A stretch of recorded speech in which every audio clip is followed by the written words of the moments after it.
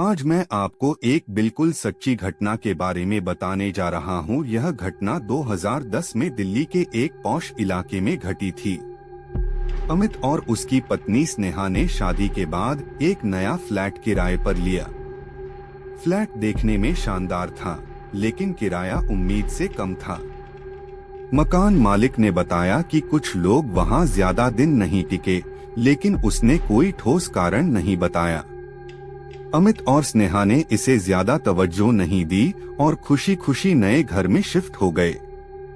शुरुआती कुछ दिन ठीक बीते, लेकिन जल्द ही अजीब घटनाएं होने लगीं। रात को अचानक खिड़कियों से किसी के चलने की आवाजें आती, बाथरूम का शॉवर अपने आप चल पड़ता और दरवाजे अक्सर खुद ही खुल जाते। स्नेहा को कई बार ऐसा लगा जैसे कोई उसे देख रहा हो, लेकिन जब भी वह मुड़ी वहां कोई नहीं था। एक रात जब अमित ऑफिस से देर से लौटा, तो उसने स्नेहा को लिविंग रूम में किसी से बात करते हुए सुना। उसे लगा कि शायद वह फोन पर बात कर रही है, लेकिन जब वह अंदर गया तो उसने देखा कि स्नेहा एक कोने में बैठी थी और सामने कोई नहीं था। उसने पूछा, तुम किससे बात कर रही थी? स्नेहा ने कांपती आवाज में कहा, यहाँ एक औरत थी। उसने मुझसे कुछ कहा।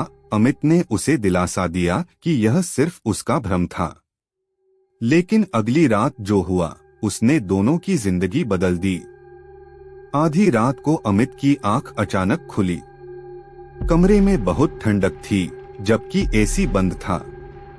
तभी उसने देखा कि बेडरूम के कोने में एक परछाई खड़ी थी। एक औरत सफेद साड़ी में लंबे खुले बालों के साथ बिना पलक झपकाए उनकी ओर देख रही थी। अमित का शरीर जम गया, वह हिल भी नहीं पा रहा था।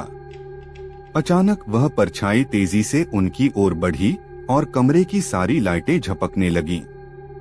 तभी स्नेहा अचानक जाग गई और जोर से चीख पड़ी।